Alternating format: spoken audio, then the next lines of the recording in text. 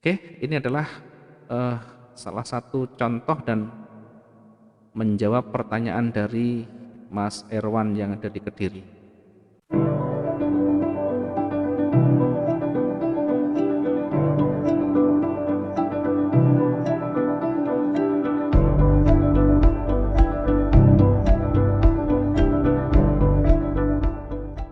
Oke, ada pertanyaan lagi yang lain? Monggo silakan. Selamat malam Pak Jaya. Pak Wijaya. Oke, selamat malam. Dari mana? Satu persatu Saya dulu. Agus, Pak. Dari Pak Agus. Monggo, Pak Agus. Silakan Pak Agus. Yang perbedaan support dan resisten dengan range gimana itu, Pak? Kalau rain ya, bedanya ini ya. Ini saya push dulu ya. Kalau support dan resisten ini identik dengan penolakan. Penolakan ini bisa dari ekor, bisa dari lekukan sudut. Karena tidak harus ekor, bisa dari lekukan sudut begini. Nah, ini adalah fungsi support dan resisten. Bisa juga dari ekornya begini. Yang terpenting support resisten ini, kalau support ini seller pernah mencetak di sana. Seller pernah mencetak harga terendah di sana, dan tentu nanti yang dekat dengan running dulu. Kalau resisten ini buyer pernah mencetak tertingginya di sana. Sementara kalau ring ini adalah kemampuan di dalam satu periode tertentu, kemampuan transaksi di dalam satu periode tertentu. Misalkan ring harian berarti satu hari kekuatannya dari ujung tertinggi dan terendah harga itu berapa. Ini adalah ring. Contoh begini misalkan, kalau kita melihat kondisi support resisten sangat berbeda. Kalau kondisi seperti ini yang kita bisa jadikan support dan resisten adalah di mana banyak penolakan. Banyak penolakan ini di sana banyak penolakan. Ini banyak penolakan ya. Kita bisa taruh ini sebagai area support di sana. Kemudian di atas ada penolakan atau nilai tertinggi yang pernah dilewati, pernah dicetak. Ini kita bisa jadikan resisten terdekat. Fokus kalau misalkan marketnya turun, jangan fokus di resisten, tapi fokus di support. Supportnya terdekat di mana? Yang banyak penolakan di sini. Ini adalah support yang terdekat di sana. Sementara kalau ring ini batas harian, kemampuan rata-rata atau kemampuan transaksi harian. Kalau yang kemarin dihitung dari ujung ke ujung, ini adalah ringnya 2150. Kemudian yang lusa dari ujung ke ujungnya 2600. Maka kita rata-rata di satu minggu terakhir itu berapa? Itulah nanti kekuatan ring. Sehingga kalau misalkan rata-rata tadi yang ini, misalkan kalau saya lihat ini 2600, kemudian sebelumnya ini ada 3600, kemudian yang kemarin 2100. Anggap saja 2600 atau 2500 rata-ratanya. Maka hari ini sudah dimulai dari bawah ini, kalau 2600 berarti sekitar ini. Nah, sekitar di sini. Ini kalau nanti naik, kalau ini cenderung ke turun misalkan, cenderung turun terus, maka dari ujung atas di sini yang tercetak tertinggi kita tarik ke bawah sekitar 2600. Nah, sampai ke bawah 2600. Nah, ketika di angka 2600, 2700 sekitaran itu, di situ peluang untuk market itu berbalik. Peluang untuk market itu reversal. Ya, tentu nanti melihatnya di H1 itu akan ketemu dengan candle reversal. Candle reversal, candle pembalikan bisa ditandai dengan penolakan, bisa ditandai dengan hijau yang mulai berjajar gitu dan seterusnya. Ya, itu adalah support, resisten dan ring. Ya, mudah-mudahan nanti bisa dipahami. Kemudian berikutnya Pak Sokip mungkin mau bertanya, silakan. Iya, maaf Pak. Satu, tadi kan menentukan SL itu diukur 250 sampai 300-an. Itu Nggak ada, dasarnya apa Pak itu Pak? nggak ada. Satu. Support resistance nggak ada Terus begitu. yang kedua, itu tadi saat apa itu mengukur range tadi itu ada tipnya miring Kak, berdiri tegak gitu Pak. Maksudnya bagaimana? Itu Miring boleh bagaimana? Pak yang miring tadi itu Pak ya. Oh begini Tadi tuh. kan Nggak apa-apa ini, nggak di apa-apa ini sama. kedua ya Nggak apa-apa mau begini mau lurus nggak apa-apa. sama ya. Nggak apa-apa sama nanti ukurannya sama. Oh iya. Terus ada apa lagi? Oke Pak. SL aja Pak ya. Itu tadi yang SL aja. Iya SL aja. Yang ideal itu gimana itu tadi? Stop loss. Stop loss yang ideal itu sebenarnya ngikuti support dan resistennya, bukan di angka. Stop loss yang ideal kita gunakan area support dan resisten. Misalkan begini. Kalau kita masuk kondisi begini, kita masuk sell. Misalkan masuk sell. Ya, saya contohkan masuk sell. Jangan pakai angka. Ya kalau pakai angka bisa 500 tidak apa-apa. Cuma jangan pakai angka. Usahakan pakai yang support resisten. Kalau kita sell berarti ruginya di atas. Di atas di mana ada area resisten. Kalau saya ngambil adalah resistennya di sana. Ya. Area di sini. Ini boleh taruh di sini atau dinaikkan 250 boleh. Baru nanti kita masukkan 179.06. Ini adalah SL-nya. Stop loss untuk kita masukkan. Namun demikian bukan berarti kita menunggu ini dijemput. Nanti bisa saja nanti kita manfaatkan averaging atau kita bisa pending order, buy limit, sell limit yang kemarin kita sampaikan. Kalau kondisinya betul-betul berbalik dan kuat, maka kerugian maksimum kita adalah sekitar 800 pip. Tinggal dikalikan lotnya itu. Kalau misalkan lotnya besar, kemampuan ketahanannya kecil, maka tidak boleh yang terlalu jauh. Dilihat perkembangan, kalau tidak bersahabat di cut loss. Gitu, paling gampang. Ada lagi yang mau ditanyakan? Satu malam Pak. Oke. Pak Wijaya. Ya, dari mana ini Pak? Siapa ini? Halo, selamat malam. Ya, silakan Pak Tatang ya. Tatang Pak. Oke, Pak Tatang. Tatang Pak. Oke, silakan Pak Tatang. Pak Tatang. Kasih. Ya. Oke. Pak, saya mau nanya. Ya. Tadi Pak yang mengenai saya mau tanya Pak untuk menentukan minggu depan. Karena hari ini itu dari yang lebih lengkap itu dari D1, Ya. H4 dan H1 ya Pak ya. Oke. Nah, kita dianalisis yang dari D1 Ya. itu kan perjalanan candle-candle selama 1 minggu. Ya. 1 hari. 1 hari. Nah, di dalam 1 hari itu kita kan harus yang intinya itu kan mana yang lebih kuat penolakannya atau apakah buy atau sell. Nah, di situ kan bisa diambil rata-rata aja Pak ya. Mana yang lebih besar kan ternyata rata-ratanya lebih kuat di sell yang hijau, di yang merah. Berarti kita patokannya oke, itu berarti yang lebih kuat itu sell misalkan. Itu di D1-nya. Di H4 pun begitu, di H1 pun begitu. Nah, setelah itu baru kita menganalisis adalah candle yang terakhir terbentuk. Betul. Halo? Iya. Candle yang terakhir terbentuk. Nah, yang terakhir terbentuk itu kan lari kita bicara dengan alat analisanya itu yaitu yang karakter sebetulnya, karakter candlestick ya Pak ya. Betul. Yang body itu ini gitu kan. Nah, setelah itu body terus rasio dan panjang ekor itu inilah. Nah, setelah itu untuk menentukan body itu, nah saya mau nanya juga, di situ kan biasanya kan ada yang namanya dengan gabungan tadi. Iya, betul. Gabungan candle, pola gabungan candle. Ya. Nah, gabungan pola candle itu kan digabungkan antara candle yang hijau dengan yang merah, lebih besar mana, hijau atau yang merah? Betul. Itu kan hanya, jadi artinya kita menganalisis tidak satu candle, karena itu kan banyak peristiwa terbentuknya satu candle itu, yang terbentuk itu.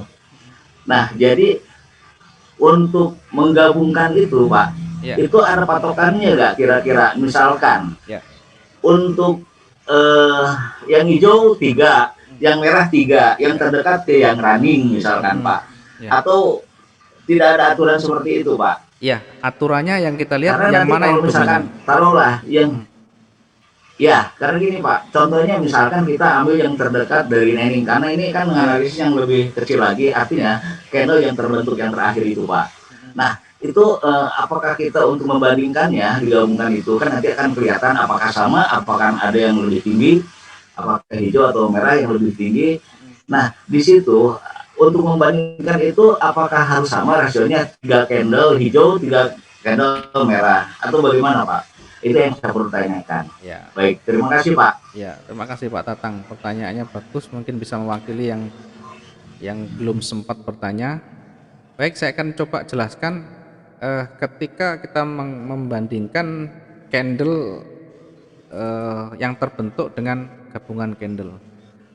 Yang paling pokok adalah bagaimana kita melihat visualnya dulu, visual yang tampak dulu, yang mana yang kira-kira mendominasi. Kalau secara sekilas kita lihat yang mendominasi yang mana. Contoh begini, maka diperbesar dan diperkecil begini. Jangan selalu dilihat harian.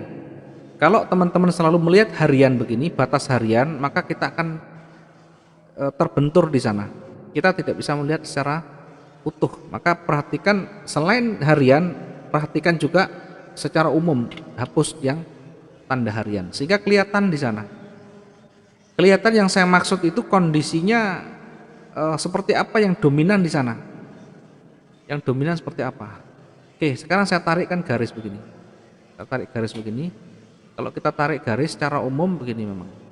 Kemudian kembali ke sini, kemudian turun lagi, kemudian naik lagi. Selain kita bisa melakukan kombinasi candle, jangan lupa secara umum kita baca pola yang terbentuk di sana. Kalau pola seperti ini, apa yang harus kita bandingkan? Kalau kita bandingkan, ini hampir sama. Yang ini jelas tidak bisa kita bandingkan. Ini dianggap sama, sudah netral. Yang ujung ini ke ujung ini kita anggap netral. Ini sudah netral, kosong-kosong. Dianggap ini sudah selesai karena ini sudah ditutup. Antara naik kemudian dikembalikan lagi ke merah lagi, kembalikan naik lagi. Maka yang mendominasi adalah naiknya, mendominasi dan naiknya. Tetapi ini masih kecil, masih dibandingkan dengan merah. Kalau merah ini kita gabungan. Jadi kombinasi itu tidak ada hitungan berapa candle, hitung mana yang dominan. Karena ini yang dominan merah, maka ini merah seperti ini. Ini adalah merah, candle merah. Oke, saya kasih coba, ini warna merah. Ini dominan merah. Sementara yang hijau ini hijau 1, 2 sampai seterusnya ini. Ini adalah hijau. Ya, saya taruh ini adalah hijau. Ya, seperti ini. Sehingga kalau kita gabung kondisi seperti ini, apa yang terjadi? Ini masih koreksi. Ini adalah gabungan candle yang terlihat secara visual. Maka ini adalah area koreksi. Koreksi itu di bawah 50% dari yang merah ini. Karena ini masih separuh. Maka kalau di area ini adalah area koreksi. Koreksi itu berpeluang mantul lagi. Jadi mantul, setelah mantul koreksi kembali ke bawah lagi. Ya, mungkin ada yang ditanyakan lagi Pak terkait dengan gabungan candle seperti ini. Udah Pak, cukup. Jadi perhatikan yang secara umum dan mempengaruhi. Baik, Pak, terima kasih Pak. Iya Pak Tatang. Ya, sehingga kita betul-betul menangkap. Terima kasih Pak. Nggih, ya makasih Pak. Oke, sehingga kita bisa betul-betul menangkap dari petunjuk yang ada di sana. Kalau seperti ini, buyer memang kelihatan kalau kita perkecil, kalau kita zoom, kita hanya memperhatikan di buyer, memang kelihatan buyer kuat, tapi ini hanya sebagian kecil dari yang dominan ini. Jadi merahnya kalau kita gabung begini. Kalau kita hitung per candle ya tidak nutut, masih mungkin banyakan merahnya. Tapi yang paling pokok adalah yang mana yang tampak secara visual menjadi dominan di sana. Yang dominan. Ya, yang dominan. Oke, pertanyaan berikutnya mungkin ada yang mau ditanyakan lagi. Halo. Oke. Assalamualaikum Pak. Waalaikumsalam warahmatullahi. Dari siapa ini? Pak Muammar. Muammar Pak. Pak Oke. Muammar. Monggo Pak Muammar. Ya. Gini Pak, mau nanya masalah Pak, candle. Oke. Kan ada candle apa itu Pak yang candle memeluk candle sebelumnya gitu Pak, apa namanya? Bullish engulfing. Oh, ya, engulfing Pak. Engulfing. Iya, saya sering terkecoh Pak. Nggih. Kadang ada candle turun, satu candle, selanjutnya ada candle naik, memeluk candle yang turun yang sebelumnya tuh Pak. Itu kan tapi tidak bullish lanjut. engulfing kan Pak. Iya. Ternyata habis itu malah Berbalik. saya kira mau saya buy. Ternyata malah turun pas selanjutnya, turun banyak malahan. Ya, itu harus dicoba memang. Nanti banyak berulang kali coba. Oke, ada lagi. Nanti saya coba jelaskan, saya coba bandingkan seperti apa yang betul-betul valid ya, engulfing menutup yang bagaimana. Oke, ada lagi Pak? Saya coba nanti jelaskan. Coba. Oke. Baik, kalau tidak ada pertanyaan lagi, saya akan coba bantu jelaskan terkait dengan engulfing atau engulfing itu menutup. Jadi misalkan kecil, kemudian ditutup berikutnya yang warna berlawanan dan tentu lebih panjang. Ini namanya engulfing. Kalau yang atas namanya bullish, kalau yang bawah namanya bearish. Kapan ini akan dikatakan petunjuk yang valid? Ketika berada di area support atau resisten yang kuat.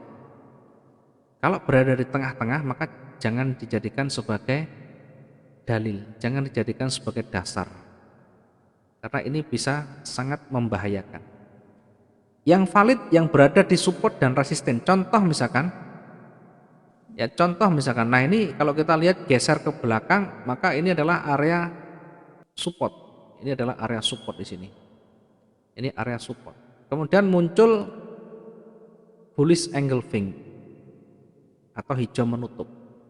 Maka secara hitung-hitungan, secara teori ini bisa dijadikan sebagai dalil. Maka setelah ganti candle kita entry buy di sana. Oke, ganti buy. Kemudian setelah kita entry jangan lupa, karena di sini ada ekor, maka taruh stop lossnya di bawah. Ya boleh taruh di sini. Ya kalau saya terus terang saya taruh di bawahnya dari ujung ekornya. Atau boleh yang ambil di sini tapi ditaruh 250 di bawahnya. Selalu begitu. Kenapa kita harus begini? Karena ini jangan lupa, ini trennya kuat sekali, tren turunnya kuat.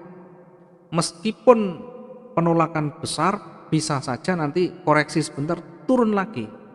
Maka jangan lupa untuk memasang pengamanan atau memasang batasan kerugian. Ini kalau kita jadikan sebagai bullish engulfing boleh, karena ini memang berada di area support yang kuat. Baru kita dapatnya profitnya setelah 3 jam, baru 2 jam ini kita kena floating sekitar 500. Jadi kenapa kita tidak menggunakan angka sebagai basic kita untuk mengambil SL? Karena menyesuaikan keadaan, menyesuaikan kondisi pasar. Bisa saja angka 500 itu nanti kecil ketika marketnya besar. Sebaliknya bisa saja 500 itu menjadi besar ketika marketnya hanya kecil begitu. Maka yang paling pokok dan tentu realistis menggunakan area support maupun resisten. Baru 3 jam kita dapat, 4 jam baru kita dapat. Kemudian kita coba lagi, misalkan yang berada di ini. Nah sekarang begini, oke kita lihat ini berbalik. Nah ini kondisi yang tidak valid begini, biar teman-teman juga tahu tidak semuanya, tidak selalu nanti yang valid semuanya. Oke, saya coba ini. Nah ini adalah area support. Nah, di sini ada area support. Oke, di sini area support kuat. Kemudian tiba-tiba panjang bullish. Nah, ini mulai naik. Tiba-tiba panjang bullish begini. Dari tren turun menjadi tiba-tiba panjang. Apakah ini reversal? Yang tadi mana ini ya? Apakah ini satu reversal? Kalau kita melihat ini memang engulfing ya, tetapi kembali lagi nanti satu yang kita terapkan adalah manajemen resiko. Yang kedua dihitung bagaimana ring di sana. Kemudian yang keempat, apakah berdekatan dengan area support atau resistennya. Kalau sudah panjang begini bahkan sudah ribuan, maka kita jangan diikuti. Jangan ikuti ketika ini panjangnya sudah ribuan. Nah, kalau sudah ribuan meskipun ini engulfing, satu jangan diikuti. Yang kedua, jika engulfing berdekatan dengan area support maupun resisten, maka jangan juga diikuti. Ya, contoh lagi yang berdekatan dengan support resisten mungkin. Nah, ini juga begitu. Ini panjang, ini sebagai area resisten. Ini resisten. Kemudian ada engulfing. Engulfingnya luar biasa. Bearish engulfing yang luar biasa di sana. Tetapi ketika terbentuk, ini berbatasan dengan area resisten lagi. Ya, ada area support lagi di sana. Ini ada area support di sana. Kemudian ini juga ditolak. Kemudian ini ada penolakan di sana, ada penolakan. Ini memang engulfing kalau dibandingkan dengan warna hijau ini masuk di kategori engulfing. Tetapi diingat ada batasan lain yang nanti bisa kita jadikan sebagai kehati-hatian. Apa itu? Satu, ring, yang kedua ada support atau resisten yang terbentur di sana. Maka kita juga bisa hati-hati di situ. Tidak boleh menggunakan serta-merta mengikuti dari engulfing yang ada. Bahkan kalau kita lihat ini sudah ribuan juga ini. Nah, sekali lagi kalau sudah bergerak ribuan, hati-hati. Kemudian perhatikan penolakannya, perhatikan di situ ada support atau resisten di sana. Sangat berpengaruh dan sangat nanti ya mempengaruhi dari keakuratan dari engulfing itu sendiri. Ya, termasuk di dalamnya ini juga tadi yang saya sampaikan di sini. Ini ya, yang ini adalah bullish engulfing. Kalau begini meskipun panjang, kalau sudah ribuan begini, maka hati-hati. Ada batasan lain nanti yang harus kita perhatikan, termasuk area resisten di sana. Oke, sampai di situ ada pertanyaan lagi Pak? Mungkin ada kurang jelas Pak? Jadi engulfing tidak selalu harus diikuti, tetapi lihatlah catatan-catatan yang tadi saya sampaikan di sana demi kehati-hatian. Mungkin begitu Pak Muammar.